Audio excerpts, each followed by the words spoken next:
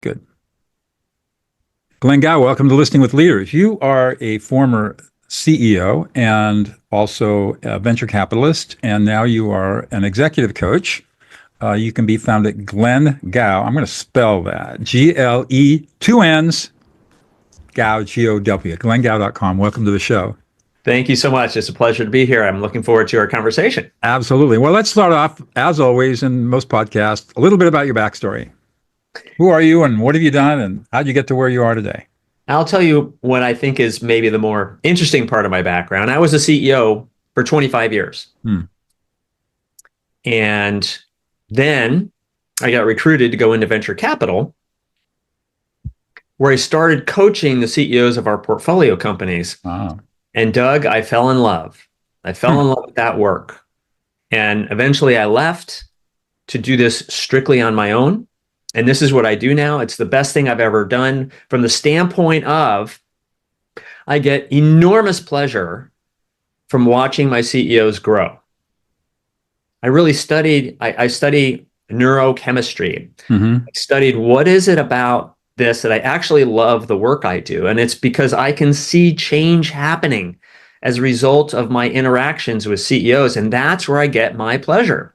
It sounds just like me. I left the practice of law to become a peacemaker, and it was the best decision I ever made. I walked away from $10 million and in 2000, and I've never looked back. It's amazing. Good for you. Now I have a secret sauce, which is while I was a CEO for 25 years, I had a CEO coach for 17 years. Yourself? Myself. And that was transformational for me. What's interesting about my CEO coach is while I'm very, very good on the business side. I can talk about any issue that comes up in business.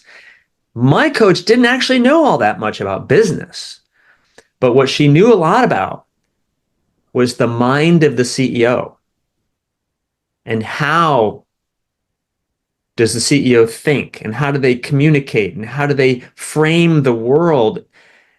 Therefore, how do they act? Right. And she helped me shift and understand how to continually shift the way I approached the world, the way I communicated, the way I thought about things so that I could grow. So how did that change? How did that change you? It changed me in every way imaginable. I get that. And I'm just curious, specifically, what was the before Glenn and the emerging Glenn and the now growing Glenn? Sure.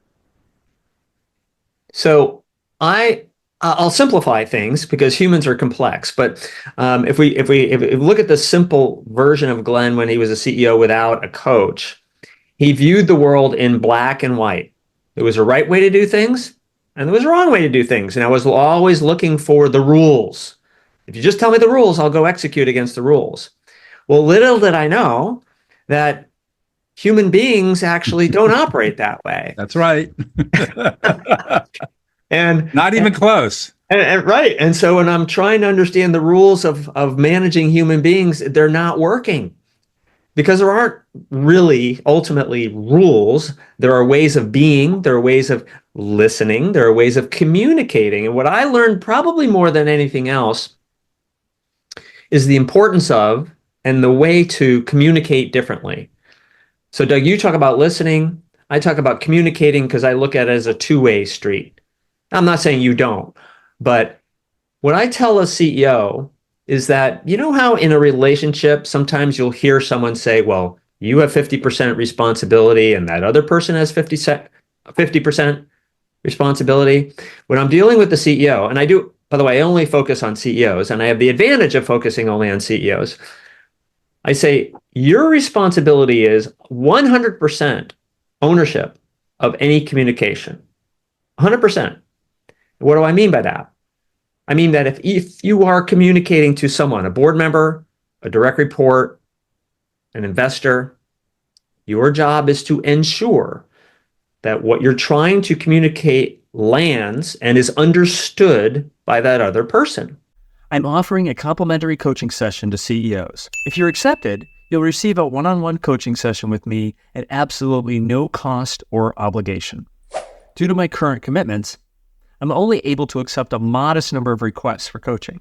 During the coaching session, we'll immediately go to work and address your highest priority challenges. You will walk away with ways to begin solving your biggest problems. And you'll get a sense for whether or not we're a fit for each other. To see if you qualify for this coaching session, visit the website currently showing on your screen, or click the link in the description below. Thank you. That is your job. Now, there are simple tools for doing this, which very few people use. My favorite is active listening. So I teach active listening as we can talk about that. Good. As one simple tool. But then I say on the flip side, this is the listening part, you own 100% responsibility to understand what is really going on with that person. And it's not just the words. That's right. It's the underlying message that they may have trouble sharing with you. That's right. And most importantly, making sure that person feels heard from that person's frame of reference. Exactly right. Now, I'm very, very lucky, Doug, because I'm married to a wonderful woman who has taught me that early on in life, it wasn't my fault. I was born without the empathy gene. Oh no, that's not true. You have the capacity for empathy, but empathy is a skill that must be learned and mastered. Well, precisely my point. Okay, it's not innate. We got to learn it, and that's what I teach. Right. So yes, I agree with you. And the point is, I wasn't expressing very much empathy early in my career and relationships. And I can't even tell you I'm good at it today. However, I'm a lot better than I used to be because it's very intentional now. I practice it consistently in an attempt to make a connection at the emotional level, because I used to be oblivious to that. Part of this was my coach helping me understand. Excellent. And one of the powerful phrases my coach used was, the world shows up differently for everyone. And so when you're in a communication with someone and you're thinking, how can they possibly think that? Well, the answer is they have a completely different perspective, a worldview, a history. And if I can get to a place of saying, I now understand how that person came to that viewpoint, and I can express that I at least understand where they're coming from, I can make a connection. And therefore, I'm gonna jump to something here. The hardest job of the CEO is what I call human behavior change. And yet that is a core part of the job. If I want my team, if I'm a CEO and I want my team to accomplish certain things, and they're not all AA players, and they're not all perfect, and guess what? None of them are perfect. I need to work with them to enable human behavior change so that they can perform at a higher level than they're performing today. Mm-hmm. And this is an area of huge struggle for CEOs. Absolutely. So I teach a concept that I call listening others into existence. Ooh, tell me. Because what I have found, this started out in my work as a mediator and peacemaker, is that all conflict is emotional, and almost all conflict arises from people's failure to listen and validate the emotional experience of others. And I define empathy very specifically there are two kinds of empathy, cognitive and affective empathy. Cognitive empathy is the ability to read, assimilate, interpret, and reflect back the emotional experiences of another human being. Very precise definition. And the skill of that is called affect labeling, which is brain scanning studies have shown inhibit the emotional centers of the brain and reactivate what's known as the right ventrolateral prefrontal cortex. So it's all science-based, very powerful. And I've deployed these skills in places as diverse as maximum security prisons, training lifers how to be peacemakers to stop prison violence. And I've been at the Congressional Budget Office teaching senior analysts how to de-escalate members of Congress. So it's very powerful, very effective. And this is the kind of thing that you're talking about. I'm curious about, and so when you do this, when you use this skill, You literally listen another person into existence. Almost invariably, for the very first time, whoever you're listening to feels like they've been heard and understood for the first time in their life, if they've never had the experience before. It's really crazy. I'm curious. Tell me about active listening. Is sort of gets me a little fired up. The term was coined in 1956 by Thomas Gordon, who is a psychologist, PhD at the University of Wisconsin-Madison. He was a mentee of Carl Rogers, the great humanist psychology. And I've researched this in depth, and a lot of his work has been completely misconstrued over the years. So when I hear active listening, I'm always curious about what people mean by it. Great. And did they go back to the concept that Gordon developed in 1956 and 57? Well, let me share with you how I approach it, and I'd love to learn from you. Absolutely. So I'll use an example. I'll say to a CEO, if you want a direct report of yours to accomplish something, you need to have a communication about it. Let's assume it's verbal to simplify things. Sure. When you're done with your communication, simply ask them to feed back to you. There you go. Their understanding Of what you just said. You said. Mm-hmm. And I will point out that about 90% of the time, they won't get it right. That's right. And now it's your opportunity to make the tweaks and corrections to get them to understand it exactly the way you meant it. Exactly. That is called speak, check, reflect. And I teach this. A part of our curriculum when we developed a curriculum for the Prison Project back in 2010. That was one of the techniques we teach our people, our incarcerated students, very early on, is exactly that technique. That is one form of listening for understanding. Right. And then what we teach, and what you'll hear most people talk about active listening, what they'll do is use the formula, what I hear you saying is, or what I think you're saying is, using I statements. And it turns out that I statements destroy trust. And this was the perversion of Thomas Gordon's work, because he didn't teach that. It was picked up by the human potential movement in the late 50s and early 60s, and people.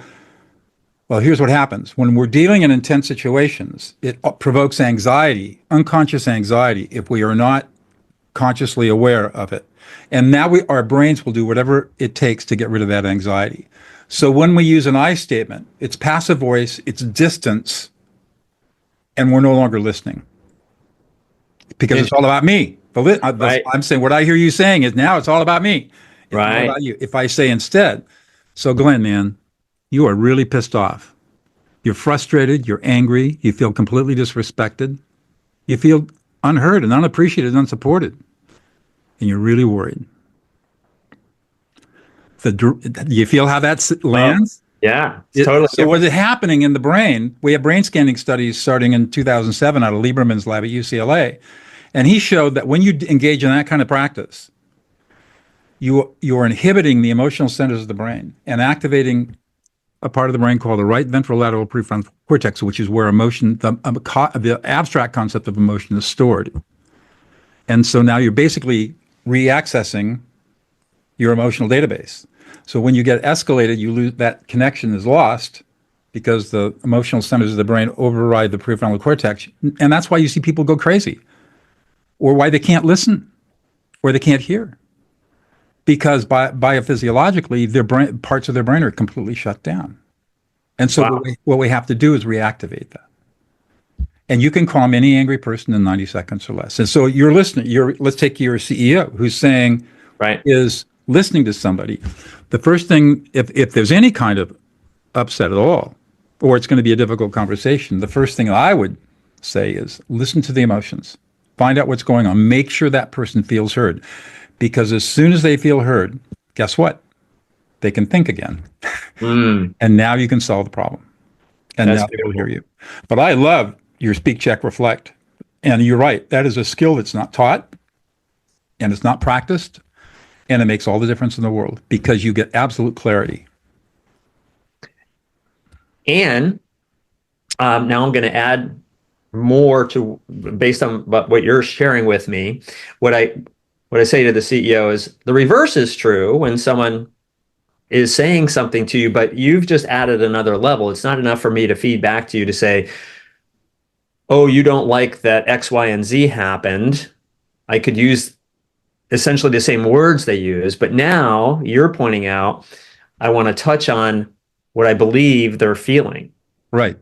So instead of calling it active listening, I call it reflective listening. Ah. And the first level of reflective listening is what you just suggested, which is paraphrasing. Mm-hmm. So what you just said was Mm-hmm. that when you're listening to somebody, you want to reflect back what they said in your own words, to summarize it, to make sure that they know that you heard them and heard their words and understood. Right. That's the most superficial level. The second level is called core messaging. And you mentioned earlier core messaging. core messaging. And you mentioned before that there is a situation where somebody doesn't know what they want to say, and you're sitting there looking at your watch saying, when are they going to get to the point, right? That's when you use core messaging. And basically what you're doing in core messaging is helping somebody find the meaning of what they're trying to say. And they're just talking out loud because they're trying to find meaning. They don't know what they want to say. And finally, the deepest level is called affect labeling, which is where we ignore the words, listen to the emotions, and reflect back the emotional experience with a you statement. You're angry, you're frustrated, whatever it is. Very powerful. Those are the three levels of reflective listening that we teach.